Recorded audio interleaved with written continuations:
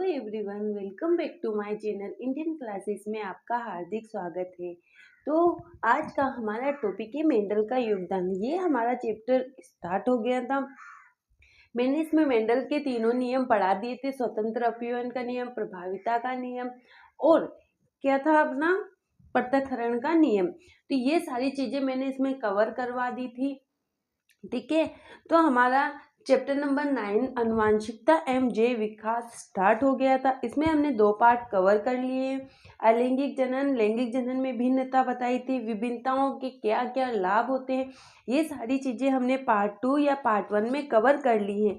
आज हमारा पार्ट 3 है और हमारा टॉपिक है मेंडल का योगदान। मेंडल ने किस तरीके से मटर के पौधे पर अपना प्रयोग किया और मटर के पौधे पर ही प्रयोग क्यों किया, है ना। क्यों किया? क्योंकि मटर का पौधा एक तो 1 वर्षीय होता है। 1 वर्षीय मतलब साल भर में हमें फसल दे देता है। तो उन्होंने क्या सोचा कि अगर मटर में के जो पुष्प होते हैं ना, वो द्विलिंगी होते हैं, उन्हें स्वपरागण की क्रिया संपन्न होती है। पर परागण की क्रिया के लिए हमें किसी भी वस्तु या किसी भी माध्यम का प्रयोग नहीं करना पड़ता। एक ही पुष्प में या एक ही पौधे पर लगे पुष्पों में भी नर जनन अंग और मादा जनन अंग वहीं पर उपस्थित होते हैं और उनमें स्वपरागण की क्रिया संपन्न होती है। तो एक चीज तो ये आसानी थी। और सबसे बड़ी बात है कि जो मटर का पौधा था 1 वर्ष था और छोटा भी था, जैसे बरगद जैसा पेड़ नहीं था, एक छोटा पौधा झाड़ी नुमा ही होता है। तो उन्होंने मटर के पौधे को ही चुना। मटर के पौधे के आधार पर इनका नाम मेंडल पड़ गया। अब इन्होंने क्या क्या योगदान दिया और कौन से लक्षण को इन्होंने प्रभावी बताया और कौन से लक्षणों को अप्रभावी बताया। जब इन्होंने प्रयोग किया तो छोटे लंबा पौधा और भौना पौधा, लंबा पौधा और भौना पौधा में जब क्रॉस करवाया गया तो सारे पौधे लंबे प्राप्त हुए। तो वो किस तरीके से प्राप्त हुए, उन्होंने किस तरीके से संकरण करवाया, आज वो हम सारी चीजें डिटेल में पढ़ने वाले हैं, है ना। तो आपको वीडियो पूरा देखना है। हम आपको देखो, मैं आपको अच्छे से नोट्स बना के दूंगी। ऐसा नहीं है बेटा कि अगर मैंने क्लास बीच में छोड़ दी, नहीं, ऐसा नहीं होगा। पूरी बुक यानी साइंस की 10th की पूरी बुक के नोट्स आपको कंप्लीटली मिलेंगे, है ना। तो आइए हमारा टॉपिक आज स्टार्ट करते हैं। मेंडल का योगदान। मेंडल ने क्या क्या योगदान दिया। मेंडल ने वंशागति। अब वंशागति शब्द से क्या अर्थ है? वे लक्षण जो हमारे पूर्वजों में थे, फिर उनसे ट्रांसफर होके हमारे माता पिता में आए, फिर उनसे हम में आए और हमसे हमारे संतान में जो लगातार पीढ़ी दर पीढ़ी गुणों का या गुणसूत्रों का स्थानांतरण हो रहा है, उन्हें हम वंशागति कहते हैं। वंश के अंदर एकांतर क्रम में स्थानांतरण होना, है ना। वंशागति के कुछ मुख्य नियम प्रस्तुत किए। मेंडल को आनुवंशिक के जनक के नाम से जाना जाता है। मेंडल ने मटर के पौधे के विपर्यासी 7 विकल्पी लक्षणों का अध्ययन किया जो स्थिर रूप से दिखाई देते हैं। उन्होंने एक बीज में पाया, बीज का आकार गोल था। अगर बीज का आकार गोल है तो वो कौन सा लक्षण है? प्रभावी लक्षण है। अगर बीज का आकार झुर्रीदार है तो वो एक अप्रभावी लक्षण है। तो उन पौधों को उन्होंने बाहर निकाल दिया कि ये तो एक अप्रभावी लक्षण है। फिर आया बीज का रंग। अगर बीज का रंग पीला हुआ तो प्रभावी लक्षण होगा और हरा हो गया तो अप्रभावी लक्षण होता है। फिर फूलों का रंग और फली का आकार। फूलों का रंग बैंगनी और फूली हुई फली होती है तो प्रभावी लक्षण है। अगर सफेद और सिकड़ी हुई फली हुई तो अप्रभावी लक्षण होगा। फिर फली का रंग हरा होगा तो प्रभावी और पीला होगा तो अप्रभावी, है ना। पुष्प की स्थिति कक्षीय अग्रस्त, पादप की ऊंचाई लंबा होगा तो प्रभावी और भौना होगा तो अप्रभावी। तो उन्होंने एक पौधे के जो फल आए ना, उनके आधार पर उन्होंने आइडेंटिफिकेशन किया कि ये पौधे के लक्षण प्रभावी हैं और ये पौधे के लक्षण अप्रभावी हैं, है ना। तो उन्होंने गोल, अगर बीज का आकार गोल हुआ तो वो प्रभावी लक्षण है और झुर्रीदार हुआ तो अप्रभावी लक्षण है। अगर बीज का आकार बीज का रंग पीला हुआ तो प्रभावी लक्षण है, और हरा हुआ तो अप्रभावी लक्षण है। इन्होंने सारी चीजें ऐसे करके प्रभावी लक्षण वाले पौधों को अलग कर लिया और अप्रभावी लक्षण वाले पौधों को अलग कर लिया। फिर आता है अपना एकल संकरण। एकल संकरण मोनोहाइब्रिड। मटर के दो पौधों के एक जोड़ी विकल्पी लक्षणों के मध्य संकरण को एकल संकरण कहा जाता है। लंबे पौधे तथा बौने पौधों के मध्य संकरण। एकल मतलब एक जोड़ी लंबा पौधा और एक जोड़ी बौना पौधा, जब इनके बीच संकरण करवाया जाता है तो हम उन्हें एकल संकरण बोलते हैं। पर जब लंबा पौधा को अब हम कैपिटल टी से डिनोट करेंगे और बौने पौधे को स्मॉल टी से डिनोट करेंगे। फिर यह दो भागों में विभाजित होते हैं, दोनों टी अलग अलग। अब इनका संकरण अगर इस कैपिटल टी का संकरण स्मॉल टी से कराएंगे तो कैपिटल टी स्मॉल टी, फिर इसका संकरण फिर स्मॉल टी से कराएंगे तो ये इसका संकरण इससे कराए, तो इसमें क्या हुआ, चारों में, ठीक है, चारों में स्मॉल टी है, चारों में स्मॉल टी है, लेकिन ये एक अप्रभावी लक्षण है। अभी हमने आगे देखा कि जो स्मॉल टी होता है या झुर्रीदार, हरा, सफेद ये होता है, ये सारे अप्रभावी लक्षण, ये अपना प्रभाव प्रकट नहीं करते। जबकि ये जो टी है, ये कैपिटल टी है, ये एक प्रभावी लक्षण है, तो ये अपना प्रभाव प्रकट करेंगे। अपना प्रभाव प्रकट करेंगे तो पौधा लंबा होगा, है ना, लंबा होगा। तो इसमें चारों में F1 पीढ़ी में सारे पौधे कैसे मिले, हमें लंबे मिले, ठीक है। फिर इन्होंने क्या किया, F1 इंटू F1, इसी पीढ़ी का इसी से संकरण करवाया, है ना, F1 पीढ़ी का F1 से ही संकरण करवाया, तो हमें कैसे पौधे मिले, ठीक है, ये भी लंबा है, ये भी लंबा। अब इसका संकरण इसी से करवाया। जब F1 पीढ़ी का संकरण F1 से करवाया तो 3 पौधे तो हमें लंबे मिले और एक पौधा हमें बौना मिला, ठीक है, एक पौधा हमें बौना मिला। ये सारी चीजें अगर एग्जाम में आती है तो हमें बनानी है। प्रथम, अब इसको हम कैसे लिखेंगे, प्रथम सतती F1 पीढ़ी में सभी पौधे लंबे थे, जो हमने देखा अभी। F2 पीढ़ी में 4 में से 3 पौधे तो लंबे थे और 4 में से एक बौना था, ठीक है। फिनोटाइप F2 3:1, यानी 3 लंबे पौधे और एक बौना पौधा। और जीनोटाइप में F2 1:2:1, यानी 4 में से 3 पौधे तो लंबे मिले और एक पौधा बौना मिला। इस टीटी का संयोजन 1:2:1 अनुपात में प्राप्त होता है। कैपिटल टी और कैपिटल टी स्मॉल टी दोनों लंबे पौधे हैं। अगर कैपिटल टी के साथ अगर स्मॉल टी आता है फिर भी पौधा हमें लंबा ही मिलेगा, क्योंकि जो स्मॉल टी होता है वो एक अप्रभावी लक्षण होता है, ये अपना प्रभाव प्रकट नहीं करता है, ठीक है। और दत्ता स्मॉल टी आए तो बौना पौधा, अगर दोनों स्मॉल टी है तब हमें बौना पौधा मिलेगा, है ना। टी एक प्रभावी लक्षण कहलाता है, जबकि स्मॉल टी एक अप्रभावी लक्षण कहलाता है, जो हम अपना प्रभाव प्रकट नहीं करता है। अब आता है द्विसंकरण। मटर के दो पौधों के दो जोड़ी विपर्यासी लक्षणों के मध्य अगर संकरण करवाया जाए तो हम उसको द्विसंकरण कहते हैं।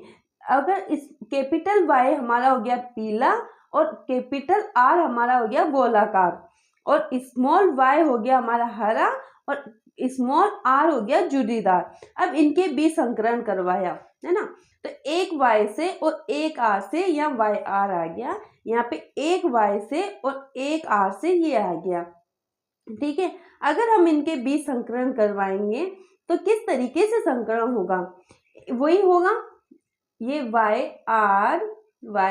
और आर, इनका दो भागों में विभाजन हो जाएगा, फिर तो हमें ये चीजें मिलेगी। इसको हम नर और मादा बोलते हैं, है ना। वाई आर का मतलब होगा पीला एक गोलाकार, इसमें होगा पीला और झुर्रीदार और इसमें होगा हरा और पीला। अगर यहाँ वाई आ रहा है मतलब पीले की बात हो रही है, है ना। वाई वाई आ रहा है, इसका मतलब पीले की बात हो रही है। डबल आर आ रहा है, मतलब प्रभावी लक्षण गोलाकार है।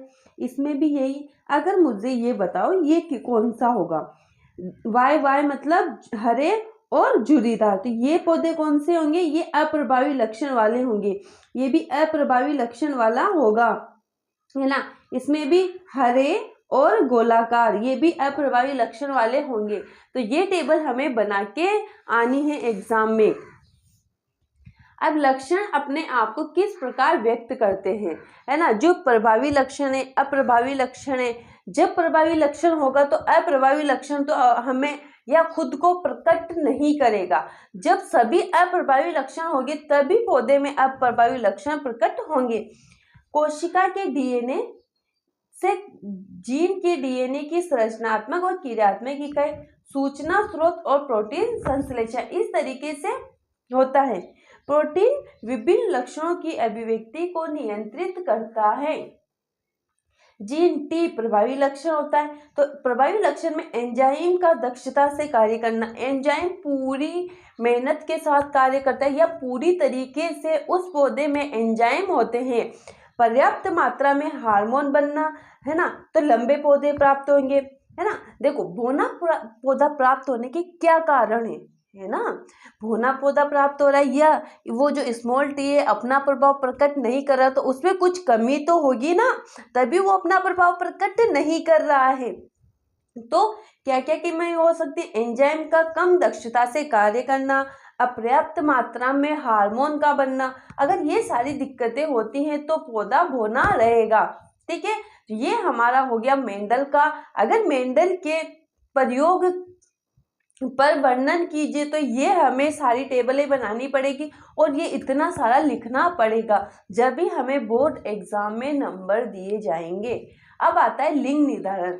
मनुष्य में लिंग निर्धारण किस तरीके से होता है ना। मनुष्य में 23 जोड़ी गुणसूत्र पाए जाते हैं, है ना, जिसमें 22 जोड़ी गुणसूत्र तो सेम होते हैं, उन्हें हम ऑटोसोम्स बोलते हैं, और एक जोड़ी गुणसूत्र अलग होते हैं, जैसे नर में XY होता है और मादा में XX गुणसूत्र होते हैं, जिन्हें हम लिंग गुणसूत्र बोलते हैं। तो उसी को हम डिटेल में लिखेंगे, है ना। कुछ प्राणियों में लिंग निर्धारण अंडे के ऊष्मायन ताप पर निर्भर करता है, जिसे घोंघा, जबकि कुछ प्राणियों में जैसे कि मानव में लिंग निर्धारण लिंग सूत्र पर निर्भर करता है। अगर XX लिंग गुणसूत्र हुआ तो मादा जन्म लेगी और XY गुणसूत्र हुआ तो नर का जन्म होगा। ओके। अब आता है अनु में लिंग निर्धारण, सेक्स डिटर्मिनेशन इन ह्यूमन, है ना। इसमें नर में XY गुणसूत्र होते हैं जबकि मादा में XX गुणसूत्र होता है। जब इनको हम दो भागों में विभाजित करेंगे तो X और Y, और ये X और X, जब X का हम निषेचन, अगर निषेचन X का मादा के X से हुआ, नर के X का निषेचन अगर मादा के X से हुआ तो XX बनेगा। फिर नर के X का निषेचन मादा के X से हुआ तो XX बनेगा। फिर Y, नर के Y का निषेचन मादा के X से हुआ तो XY, और Y के नर के Y का मादा के X से हुआ तो XY। तो इसमें XX तो मादा होगी और XY नर होगा। तो मतलब जो डिफरेंट गुणसूत्र पाए जा रहे हैं वो किस में पाए जा रहे हैं, नर में पाए जा रहे हैं। नर में XY गुणसूत्र हैं। जब X और Y का फ्यूजन होगा मादा से तो लड़का बनेगा, जबकि मादा में तो XX गुणसूत्र है। तो अगर किसी के, जैसे हमारी फैमिली में किसी की अगर लड़कियां ही हो रही हैं, लड़कियां जन्म ले रही है, लड़के ही लड़के जन्म ले रहे हैं, तो उसका जिम्मेदार कौन है, पुरुष होता है, क्योंकि मादा में तो सेम गुणसूत्र होते हैं, मादा इसके लिए जिम्मेदार नहीं होती, है ना। तो हम इसको डिटेल में लिखेंगे। मानव में प्रत्येक कोशिका में 23 जोड़े गुणसूत्र पाए जाते हैं। इनमें से 22 जोड़े गुणसूत्र एक समान होते हैं। ये 22 जोड़े गुणसूत्र किस में आते हैं, जैसे लड़के में भी 2 आंखें होती है, लड़कियों की भी 2 आंखें होती है। लड़कों के बालों का रंग काला होता है तो लड़कियों के बालों का रंग भी काला होता है। ये जो सेम सेम गुणसूत्र जो लड़के और लड़कियों में सेम होते हैं, 2 हाथ होना, 2 पैर होना, ये सारे जो गुणसूत्र होते हैं ये 22 गुणसूत्रों के अंतर्गत आते हैं, यानी 22 जोड़ी गुणसूत्रों के अंतर्गत आते हैं जो नर और मादा में सेम होते हैं, जिन्हें हम ऑटोसोम कहते हैं। तथा 23वां जोड़ा असमान होता है जिसे हम लिंग गुणसूत्र कहते हैं, है ना। नर में 23वें जोड़े में एक एक्स गुणसूत्र तथा और एक वाई गुणसूत्र होता है, जबकि मादा में 23वें जोड़े में गुणसूत्र समान होते हैं जिन्हें एक्स एक्स से प्रदर्शित करते हैं।